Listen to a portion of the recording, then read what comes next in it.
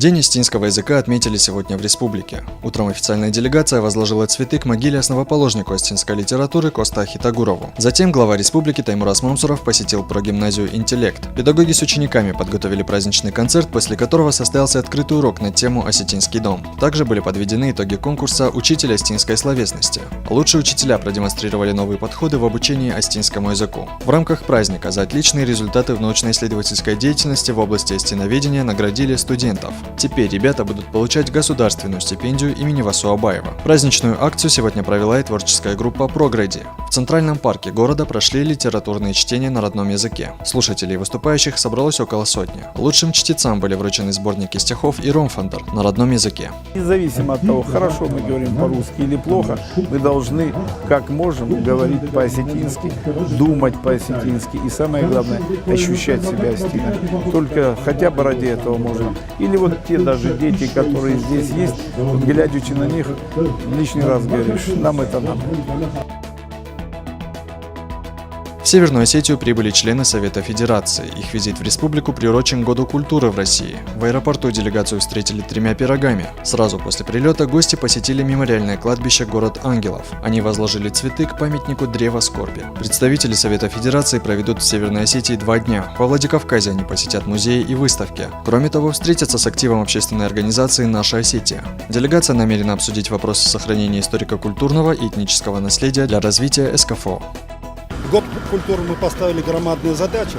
Кроме того, что поднять уровень культуры, мы должны еще, как законодатели, принять ряд законодательных законов, которые давали возможность развития культуры. Это прежде всего.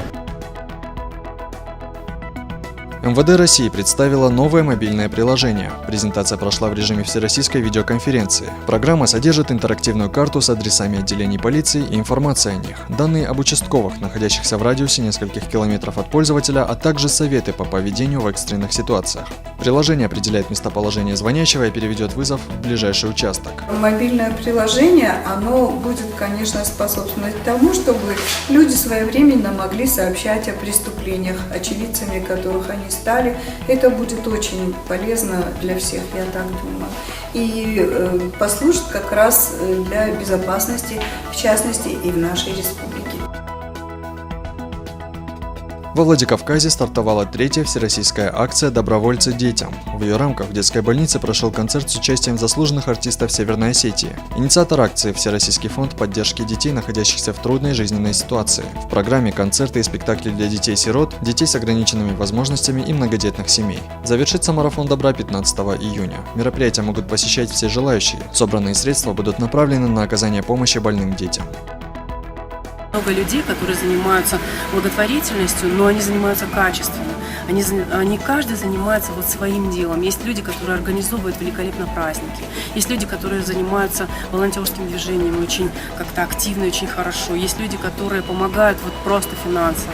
Есть люди, есть спонсоры, которые хотят просто помочь продукции. А есть просто артисты, которые хотят и выступают, выходят и благотворительно выступают и дарят свое тепло, свою жизнь, свою энергию детям, ветеранам, сиротам. И это очень приятно. Мне кажется, вот большая задача, сверхзадача – это то, что мы объединили этих людей, и все мы делаем добро. 2 жителей Северной Осетии задержали за торговлю оружием. Мужчин поймали с поличным, когда они пытались продать 2 пистолета с глушителями. Один из преступников был вооружен. Сейчас оперативники устанавливают каналы поставки боеприпасов. Возбуждено уголовное дело.